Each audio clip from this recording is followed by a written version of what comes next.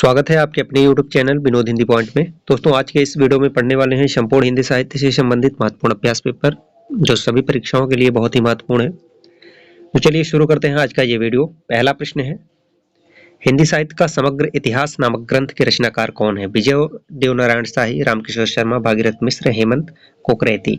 हिंदी साहित्य का समग्र इतिहास, ये इतिहास ग्रंथ है रामकिशोर शर्मा का। अगला प्रश्न है, संस्कृत व्याकरण की त्रिमुनि के रूप में किसे नहीं जाना जाता है? संस्कृत व्याकरण के त्रिमुनि के रूप में किसे नहीं जाना जाता है? पतंजलि, कात्यायन, हेमचंद्र, पाणिनि। तो हेमचंद्र जो है त्रिमुनि के रूप में नहीं जाने जाते हैं। पतंजलि, कात्यायन और पाणिनि, इन तीनों का नाम आता है।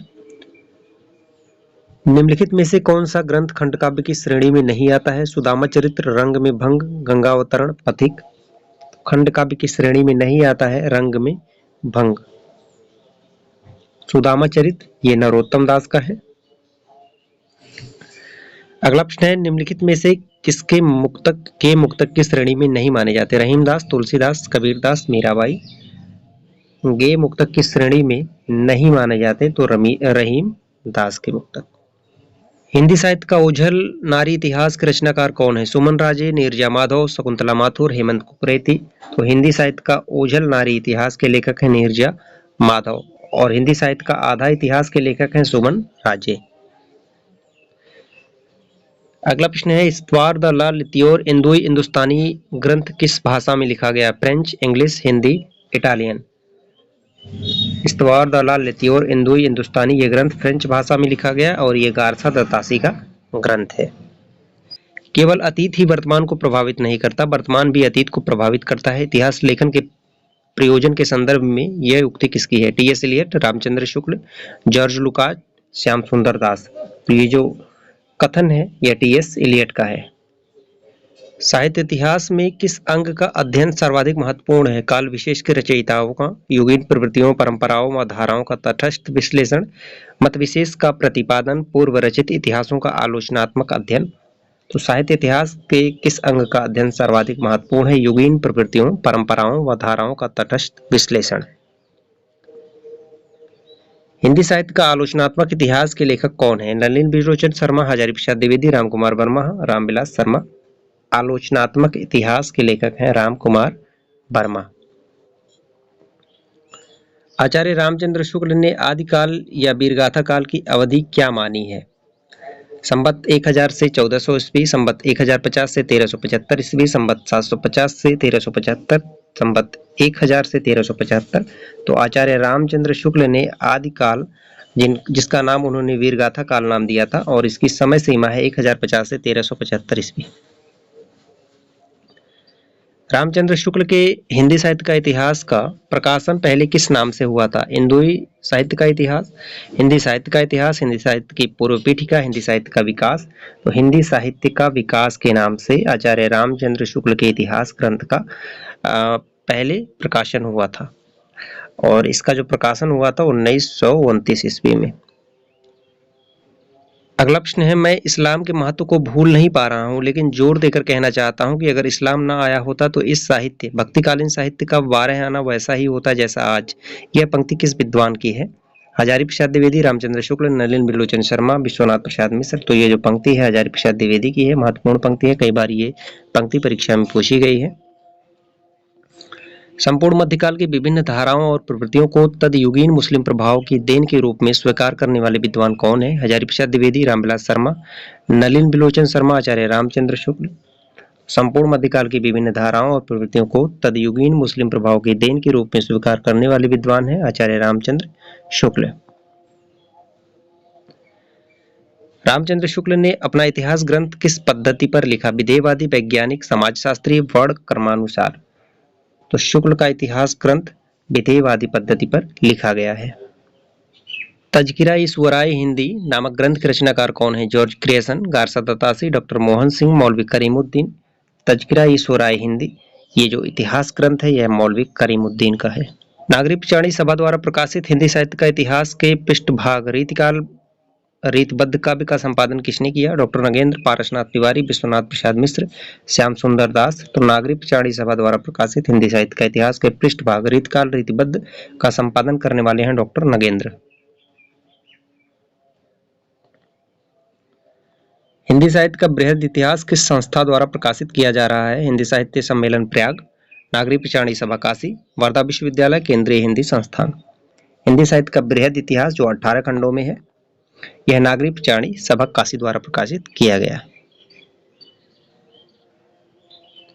मिश्र बंधुओं द्वारा लिखित हिंदी साहित्य का इतिहास से संबंधित ग्रंथ है हिंदी नवरत्न, हिंदी साहित्य, मिश्र बंधु विनोद, शिव सिंह सरोज। तो मिश्र बंधुओं द्वारा लिखित हिंदी साहित्य का इतिहास ग्रंथ है मिश्र बंधु विनोद।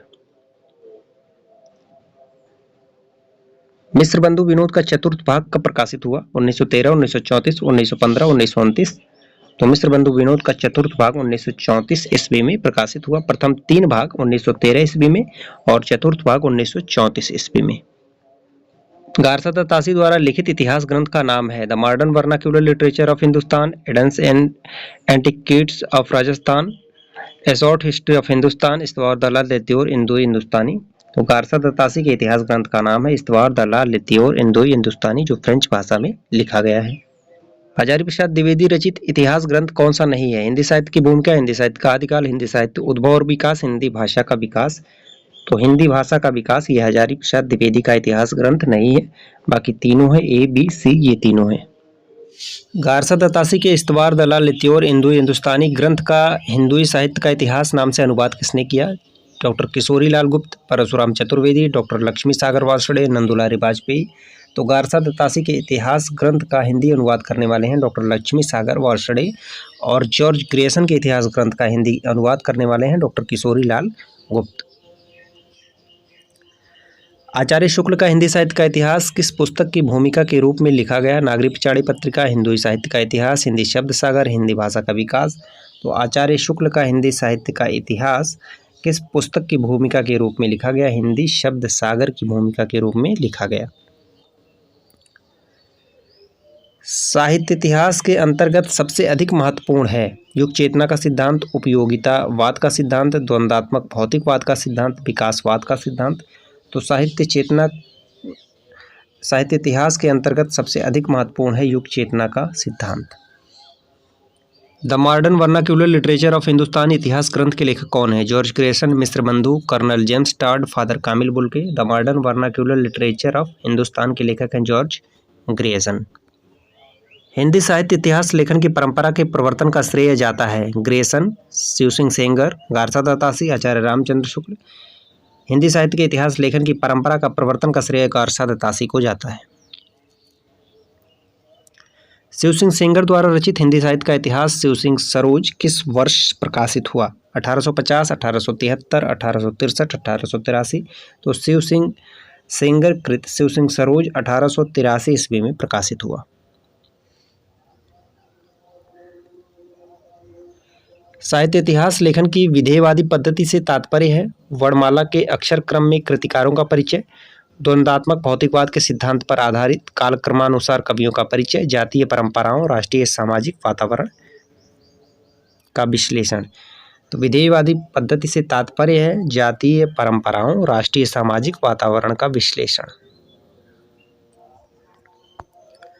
मिश्र बंधुओं ने मिश्र बंधु विनोद ग्रंथ में कितने कवियों का विवरण दिया है? 4500, 4000, 1000, 5000।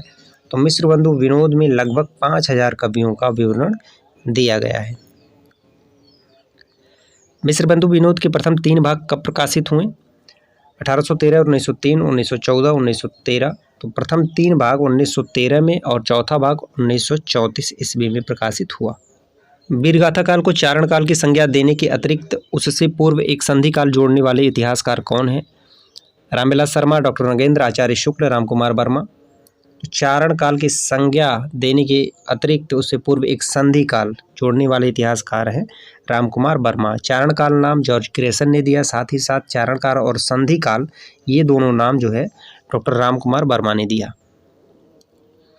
डॉक्टर रामकुमार वर्मा ने हिंदी साहित्य का आरंभ कब से स्वीकार किया? 793, 693, 1050, 1350। तो हिंदी साहित्य का आरंभ 693 ईस्वी से स्वीकार किया। राहुल सांकृत्यायन का प्रसिद्ध लेख हिंदी के प्राचीन कवि और उनकी कविता 1933 ईस्वी में किस पत्रिका में छपा था? गंगा पत्रिका, प्रभा, मर्यादा, सरस्वती। हिंदी के प्राचीन कवि और उनकी कविता, यह राहुल सांकृत्यायन का लेख है, यह छपा था गंगा पत्रिका में। हिंदी साहित्य नामक इतिहास ग्रंथ का संपादन किसने किया? Doctor Ramkumar Verma, Nalin विलोचन Sharma, doctor Dhirendra Verma, Vrindavan Lal Verma. तो हिंदी साहित्य नामक इतिहास ग्रंथ का संपादन करने वाले हैं डॉक्टर धीरेन्द्र वर्मा। उत्तरी भारत की संत परंपरा नामक ग्रंथ के लेखक कौन हैं? Parshuram Chaturvedi, doctor Motilal Maneria, doctor Kesari Narayan Shukla, Tikam Singh Tomar. तो उत्तरी भारत की संत परंपरा नामक इतिहास ग्रंथ के लेखक हैं परशुराम चतुर्वेदी। यह हिंदी साहित्य की नींव का वह प्रस्तर है जिस पर आचार्य शुक्ल ने अपने सुप्रसिद्ध इतिहास का भव्य भवन निर्मित किया है। यह कथन किससे संबंधित है?